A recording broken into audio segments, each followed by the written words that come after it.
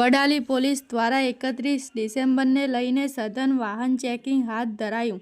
વડાલી શહેર પોલીસ દ્વારા ધરોઈ 3 રસ્તા પોલીસ ચોકી પાસે 31 ડિસેમ્બરને લઈને વાહન ચેકિંગ હાથ ધરવામાં આવ્યું. વડાલી શહેરમાં કાયદો અને વ્યવસ્થા જળવાઈ રહે તે અંતર્ગત વાહન ચેકિંગ હાથ ધરવામાં આવ્યું. વડાલી શહેરમાં કોઈ અનિચ્છનીય ઘટના ન બને તે હેતુથી પોલીસ કર્મીઓ દ્વારા સઘન વાહન ચેકિંગ હાથ ધરવામાં આવ્યું. પ્રતિનિધિ ફજલભાઈ મેમણ, સાબરકાંઠા.